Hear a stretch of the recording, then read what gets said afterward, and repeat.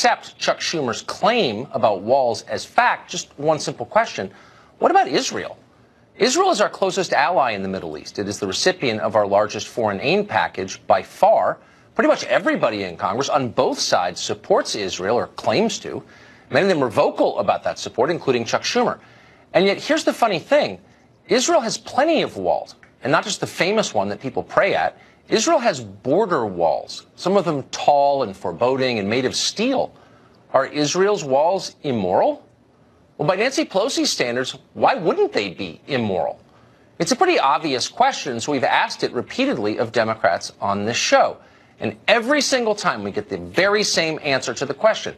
Israel's walls have nothing to do with immigration. They're defensive walls. They're designed to keep out terrorists and suicide bombers. There is no comparison to Israel's wall and anything that Donald Trump is proposing. It's apples and oranges. Well, it's a pretty effective talking point, and that's why every Democrat repeats it every time. But is it actually true? We got curious and decided to find out ourselves from a knowledgeable source in Israel. A short time ago, we spoke to David Rubin. He's the former mayor of Shiloh, Israel. He's the author of the book Trump and the Jews. We had a fascinating conversation. Listen. Mr. Rubin, thank you very much for joining us. There's a debate in the United States, as you're fully aware, over whether to erect a wall on our southern border to solve what is an immigration crisis. Israel has relevant experience with this exact topic. Will you explain what Israel did in response to its immigration crisis and the effect that the wall had on it? Well, we certainly do have that experience, Tucker. Between 2010 and 2012, there were 55,000 illegal immigrants into Israel. Now, you have to understand, Israel is a tiny country, so 55,000 illegal immigrants in just a couple of years is a lot of illegal immigrants. Yeah. And most of them settled in southern Tel Aviv, which was already a working class or a little bit run-down area. The rapes and murders in southern Tel Aviv skyrocketed in those few years.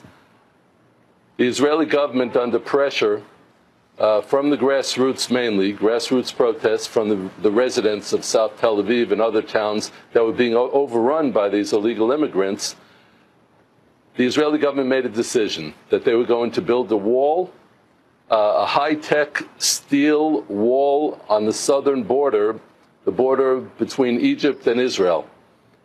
So it was built over the next few years. It was completed, almost completed by 2015. In 2016, the wall was up. 2016, there were 11 illegal immigrants who entered Israel.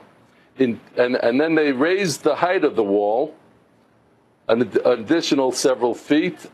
And in 2017, there was not one illegal immigrant that made it through the southern border into Israel. So that is a remarkable story. It works. So was there it's a story that's...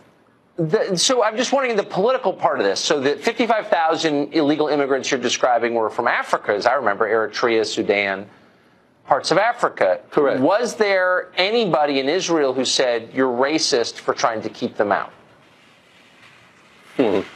Well, there was some of that, yes. Some of the people on the left were going crazy and having protests, and they were complaining that it's a racist thing. But look, illegal immigration is illegal immigration. And I don't know if you know this, Tucker. I was born and raised in the United States. I've been living in Israel for 27 years. But the Jewish immigrants who came to America, and I wrote about this extensively in my book, Trump and the Jews, they came to America as legal immigrants. They came only to work hard and only to be full Americans. That was their goal. And so, I've heard people like Ocasio-Cortez from New York, the congresswoman, talking about how the immigrants, the migrants, are just like the asylum seekers, the Jewish immigrants who are seeking to escape the Nazis in World War II. It's an obscene comparison, and I've heard it too many times from the left. So Yes, there was some in the Israeli left who were complaining and who were even accusing the Israeli government of racism. But the fact is that now nobody's complaining. Everyone is happy that we don't have illegal immigration to Israel. That's an amazing story. And I hope that a lot of people watch this segment. Mr. Rubin, thank you for telling us what happened and your experience there. It's remarkable.